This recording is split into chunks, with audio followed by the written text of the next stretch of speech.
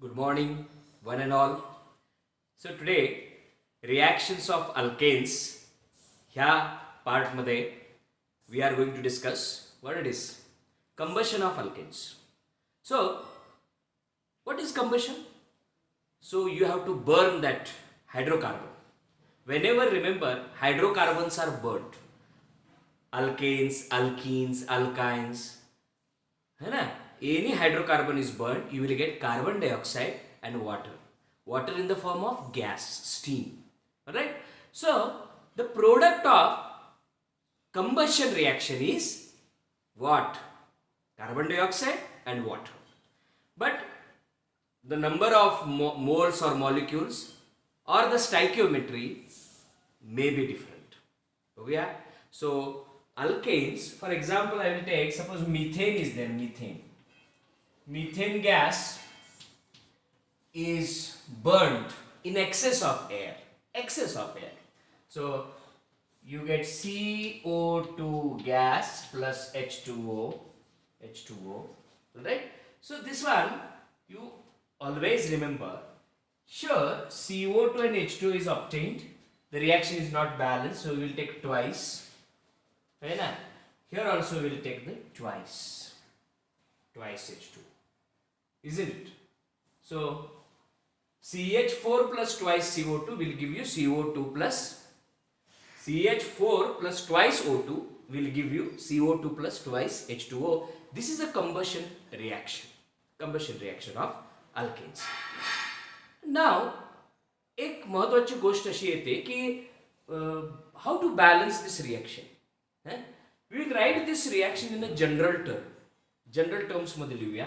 म्हणजे समजा CnH2n+2 असं लिहिलं, अल्केन लिहिलं, तर किती ऑक्सिजन असले पाहिजे, त्याला काय जनरलाइज करता येईल का? होय, असं करता येईल बघा. 3n+1/2, n म्हणजे number of carbon atoms, 3n+1/2 O2. Write this. O2 gives you जेवढे कार्बन आहेत ना, इथं Cn, इथं बघ कार्बन एक आहे, तर तिथेही एक कार्बन. तसे Cn आहे, मग n टाइम्स CO2. मग वॉटर मॉलिक्यूल किती निर्माण होतात? वॉटर मॉलिक्यूल जेवढे C असतील त्याच्यापेक्षा एक जास्त. One more. म्हणजे C जर n असेल, नंबर ऑफ कार्बन ॲटम्स आपण n मानलं, तर water molecules will be n+1 H2O. अशा पद्धतीनं तुम्हाला हा general reaction of combustion you will get the general combustion reaction. बरोबर आहे? Particular example we will take after methane. We will take another example, that is butane we will take. So ब्युटेनचा एखादा example लिहायचा झाला हा formula use करून. So C4H10, that is a butane. Beautiful butane. C4H10. तर सांगा बघू oxygen किती असणार? मी काय करतो, बघ इथं 4 कार्बन ॲटम्स टाकतो. 4 n = 4 3 = 12. 12 + 1 13. So 13/2 O2. This is 13/2 O2 gives you what? CO2 plus H2O. हे लिहूनच टाकायचं. You write this CO2 plus H2. पण किती CO2 सर? जेवढे n तेवढे CO2. किती आहेत n म्हणजे नंबर ऑफ कार्बन ॲटम्स किती आहेत? 4 आहेत. तर 4 CO2. किती H2O आहेत? How many H2O? जेवढे C असतील त्याच्यापेक्षा एक जास्त. So 5 times H2O.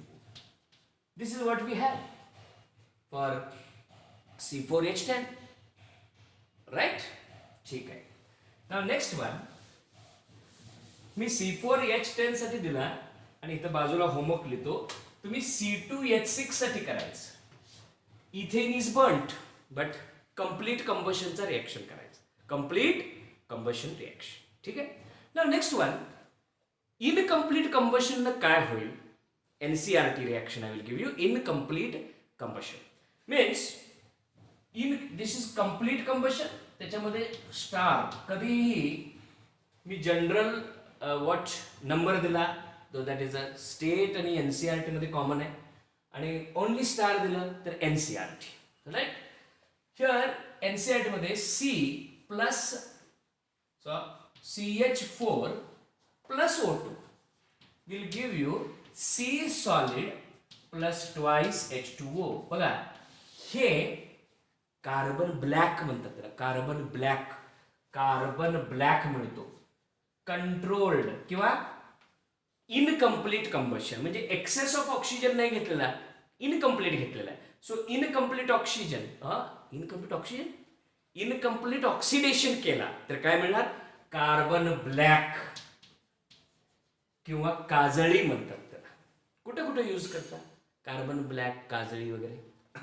पहिली गोष्ट ब्लॅक इंक म्हणून, किंवा प्रिंटिंग इंक म्हणून, किंवा black pigments, colour pigments, black pigments म्हणून. Are you getting? And some black papers like filters, black filters. All these are the uses of carbon black. Carbon black is obtained as the incomplete oxidation products of alkanes. ठीक है बाळांनो? So that is incomplete. Now, suppose अजून एक महत्वाची गोष्ट आहे, complete JEE NEET.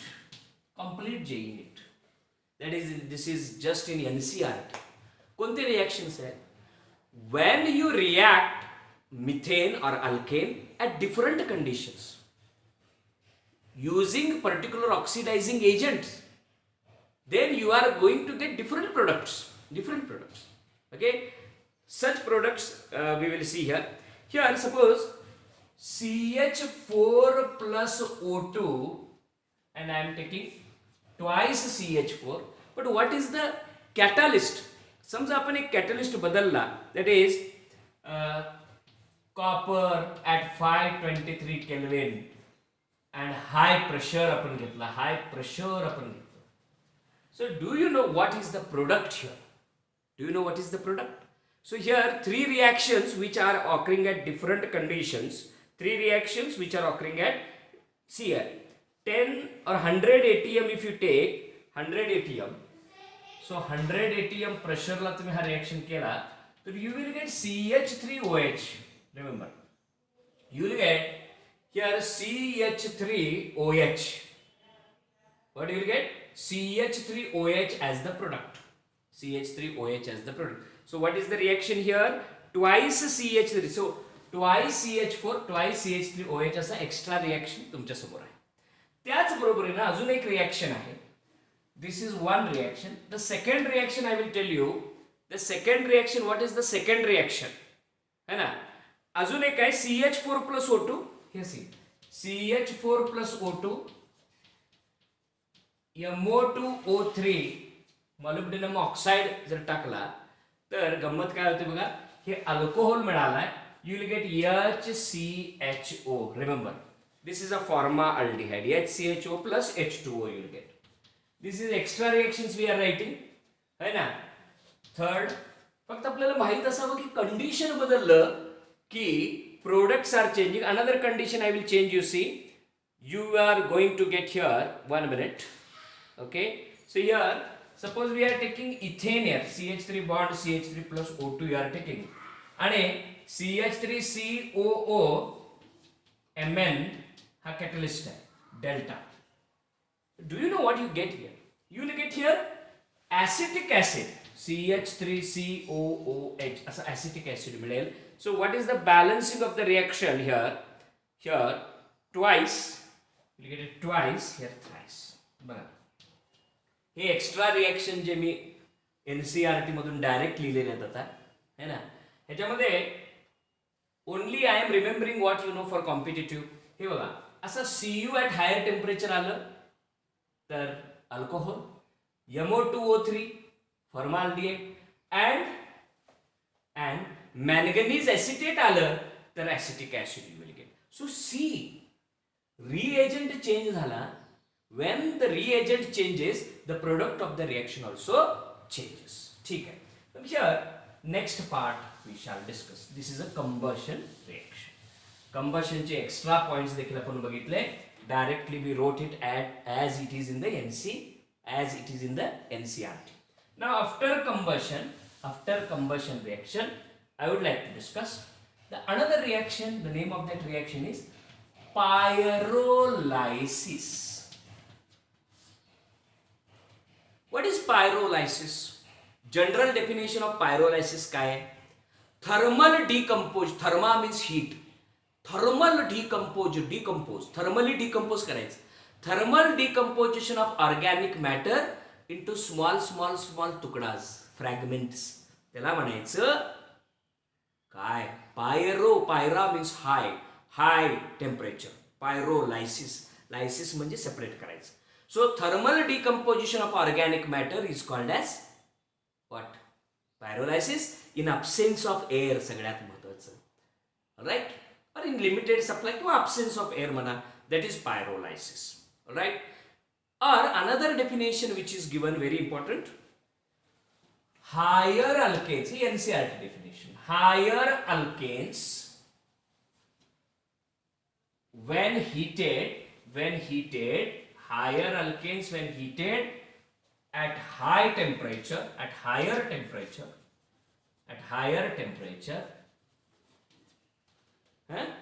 in absence of air, give what they give? They give lower alkane. Higher alkanes are going to give you lower alkanes. They are going to give you lower alkenes. Lower म्हणजे काय? इथं जेवढे carbon atom आहेत ना higher alkane मध्ये त्यापेक्षा कमी. And also hydrogen. So this process is called as pyrolysis. Petroleum industry मध्ये हायर हायड्रोकार्बन फ्रॅगमेंटेड केले जातात. That is also called as cracking. The pyrolysis is also called as cracking. Right?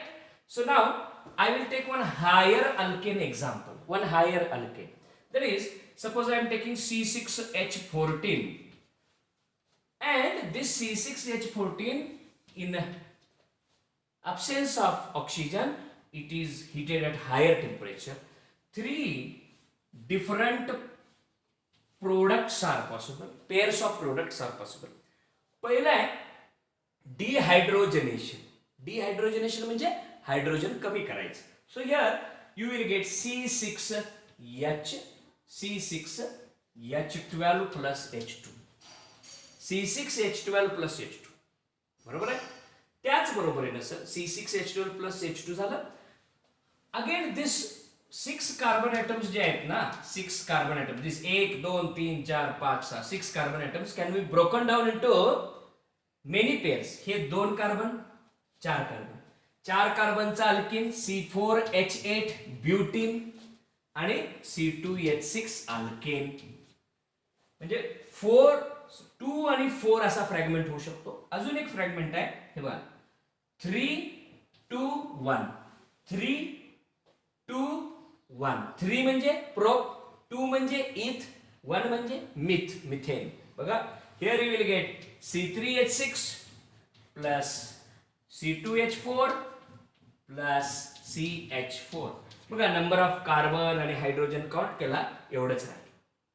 So when higher alkanes are cracked or pyrolysis is done, then we get lower alkanes, alkene, hydrogen. So that process is called as pyrolysis or cracking.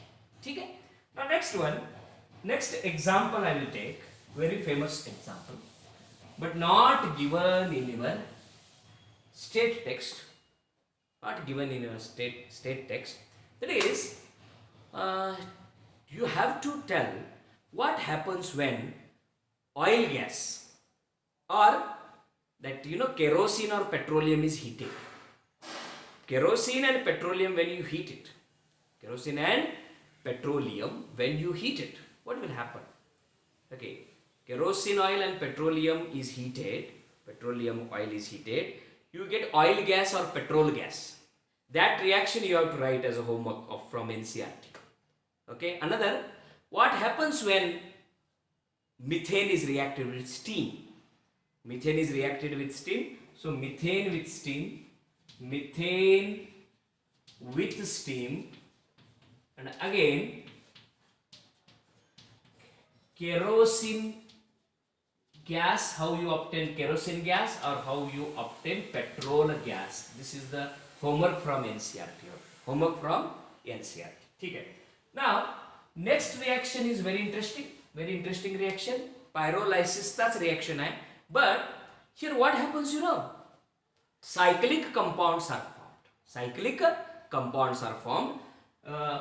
आता ह्याला म्हणायचं आपण काय माहिती का, अरोमटायझेशन, म्हणजे aromatic compound वगैरे तयार होत असतील. Benzene ringed compound, benzene ring युक्त अरोमटायझेशन और रिफॉर्म होणे, साइक्लिक चेन होणे, रिफॉर्मिंग, अरोमटायझेशन और reforming. Okay, what is aromatization or reforming? Let us see here. See, CH3 CH2 CH2 CH2 1 2 3 4 5 6. This is n hexane, normal hexane आहे. हे असं पण लिहिता येईल sir, CH3 CH2 CH2 CH2 है ना, 1 2 3 4 5 6.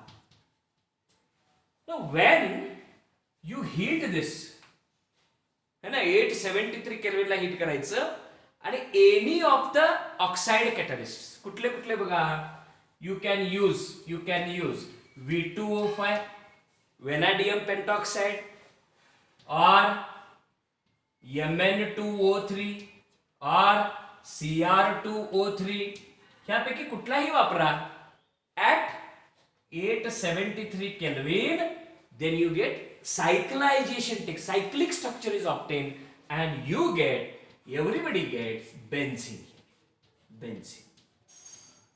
plus hydrogen is liberated. हे पण पायरोलायसिसचा प्रकार आहे, पण हे रिफॉर्म होतं किंवा सायक्लिक स्ट्रक्चर तयार होतो. हे C6H14 आहे सर, पण बेन्झिन मिळाला C6H6, म्हणजे 14 मधले 6 हायड्रोजन काढा, किती राहिले 8 hydrogen. We write 4 times H2, 4 2 8. Do you agree this? This is called as aromatization. Or reforming. The conditions are, you heat this alkane at higher temperature, that is 873 Kelvin, at V2O5 or Mn2O3 or Cr2O3. Yes. Suppose here what I am doing, I am taking heptane. Heptane म्हणजे असं नाही की 1 carbon 2 carbon 2 3 carbon 4 carbon 5 carbon 6 7, हे 1 2 3 4 5 6 7 7 carbon atoms heptane आहे. तर हेप्टेनला असं हे condition तुम्ही दिला, then you will get such compound. Benzene आहे, त्या बेन्झिनला असा आपण CH3 toluene product you get, आणि उरलेले जे काही जेवढे हायड्रोजन मिळायचे ते मिळून जातील तुम्हाला. Are you getting or no? Are you getting this? So this is aromatization or reforming. अजून एक मजेशीर रिएक्शन आहे, very important reaction, that will be called as isomerization. Purely NCERT reaction. The conversion of one isomer into another. अल्केनचा एक आयसोमर आहे ना, तो दुसऱ्या आयसोमर मध्ये कन्वर्ट करायचं at, है ना, in presence of anhydrous, पाणी नसलेलं ॲल्युमिनियम क्लोराइड प्लस HCl. फार फेमस आहे हे रिएजंट. तुम्हाला एक छोटीशी वही घालायला लावणार आहे, कुठला रिएजंट काय करतो त्याच्यासाठी आपण सेपरेटली एक लेक्चर घेणार आहोत, घाबरायचं नाही.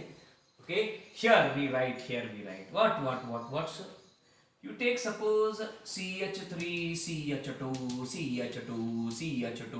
1 2 3 4 5 6. नाव काय आहे तुझं?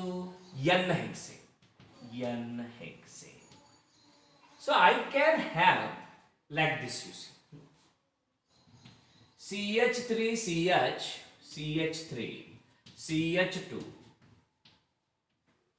Okay, CH2, CH3. 1 2 3 4 5 6 आयसो होऊ शकतो. किंवा ह्याला आपण 2 मिथाइल पेंटेन म्हणू शकतो. 2 methyl pentane, one possibility. Another possibility is that, sir, CH3, CH2, CH3 आणि इथं परत CH2 इकडे बघा.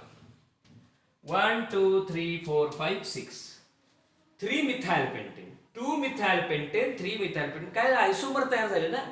Number of carbon 1 2 3 4 5 6. इथे पण नंबर ऑफ कार्बन एटम तेच आहे, but these are the isomers of N hexane. So